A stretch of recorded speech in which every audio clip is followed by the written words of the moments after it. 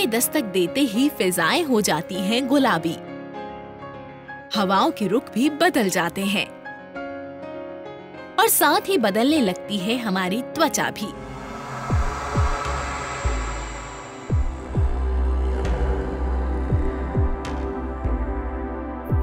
सर्दियों में रूखी ढलती त्वचा की चमक को कैसे रखें बरकरार, क्या करें अपने लाइफस्टाइल में बदलाव, आइए जानते हैं।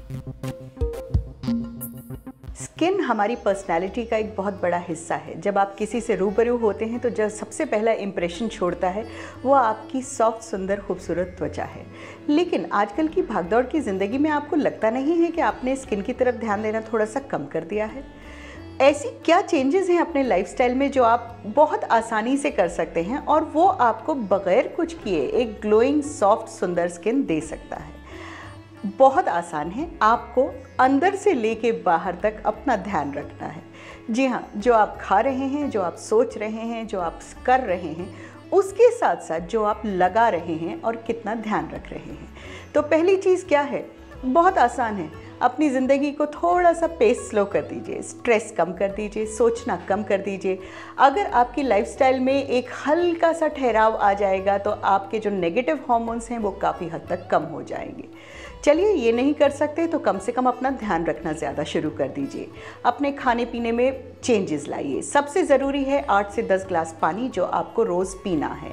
क्या आप खाते हैं, क्या आप पीते हैं, वो आपके डाइजेस्टिव सिस्टम से आपकी स्किन पे पोर नहीं होता है।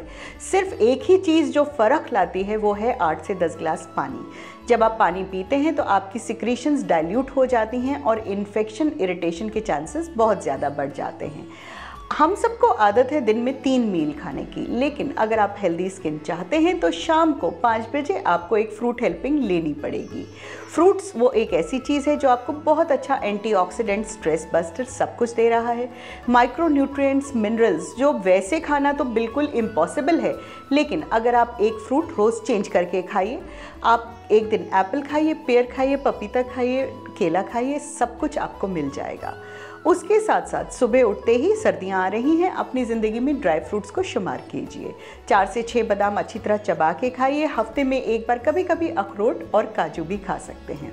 चलिए, खाने पीने पे ध्यान दे दिया, अब क्या करना है? अब अपनी स्किन का ध्यान रखना है। पहली बात यह है कि धूप में ज़्यादा नहीं जाएंगे, बिकॉज धूप सबसे ज़्यादा स्किन को इरिटेट करती है। सर्दी आते ही वो जो गर्माहट लेने की जो चाह होती है वो कहीं ना कहीं आपकी स्किन को बहुत ज़्यादा इरिटेट करती है। धूप में बैठिए, लेकिन पीठ से बैठिए। आपको धूप की गर्माहट चाहिए, अल्ट्रावायलेट ए, अल्ट्रावायलेट बी कतई नहीं चाहिए है। कोशिश कीजिए कि जब भी बाहर जा रहे हैं एक अच्छा सा मॉइस्चराइज़र लगा के निकलें, धूप में डायरेक्ट ना जाएं। सर्दी में जो दिक्कत होती है स्किन के लिए वो सबसे ज़्यादा ड्राइनेस होती है, तो कोशिश ये करें, बहुत गर्म पानी से मुंह को नहीं धोएंगे, गुनगुने पानी से मुंह को धोना चाहिए। एक मॉइस्चराइजिंग क्रीम अगर आप वॉशरूम में ही रख लें तो वो आपको बहुत ज़्यादा हेल्प करेगी, क्योंकि जो नमी होती है स्किन में वो फटाफट मॉइस्चराइज़र को अंदर ले लेती है। उसके अलावा अगर मेकअप करते हैं, मेकअप करने की ज़रूरत है, ज़रूर कीजिए, लेकिन वापस आके उसे उतारना मत भूलें। उसके अलावा अब हमें क्या करना है? कहीं ना कहीं क्या फेशियल्स की या रेगुलर किसी मसाज की ज़रूरत होती है? ऐसा बिल्कुल नहीं है। अगर आपकी उम्र 35 से 40 है, अगर आपकी स्किन ड्राई है, तो हो सकता है कि फेशियल और मसाज जो क्रीम्स हैं वो आपको थोड़ा सा स्किन को सॉफ्ट और सपल कर देते हैं।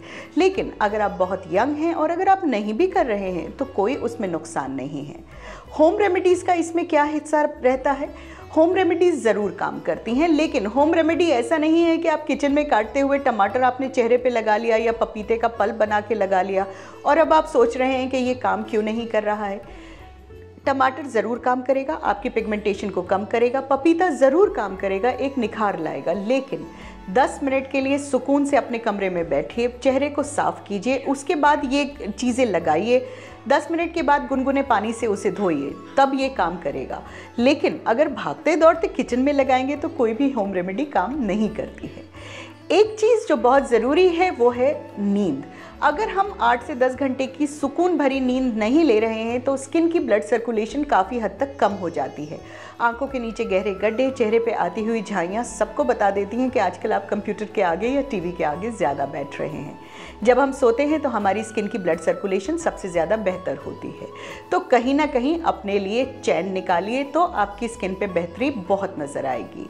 स्मोकिंग और अल्कोहल एक ऐसी चीज़ है जो आपकी स्किन में लड़ने की ताकत बिल्कुल ख़त्म कर देता है। यहाँ पर पैदा हो जाते हैं वो आयंस जो आपकी स्किन की हेल्थ को ख़त्म करते हैं। स्मोकिंग चाहे पैसिव हो, एक्टिव हो, अल्कोहल चाहे ओकेशनल हो या रेगुलर हो, अगर आप एक सेहतमंद स्किन चाहते हैं तो आप और आपके आसपास जो लोग हैं उनको इससे निजात पानी पड़ेगी।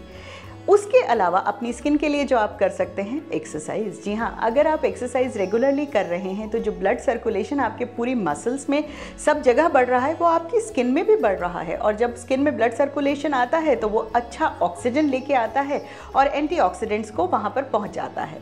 तो अब आज से ही अपनी स्किन के लिए जुट जाइए, अच्छी सी नींद लीजिए, थोड़ी सी एक्सरसाइज कीजिए, अच्छा खाइए, अच्छे प्रोडक्ट्स का इस्तेमाल कीजिए। अच्छे का मतलब महंगा कतई नहीं होता है, जो आपकी स्किन के लिए माकूल हो। और उसके साथ साथ अगर अपने आसपास वालों का ध्यान रखेंगे तो स्किन क्या, आपकी सेहत भी बिल्कुल सही रहेगी।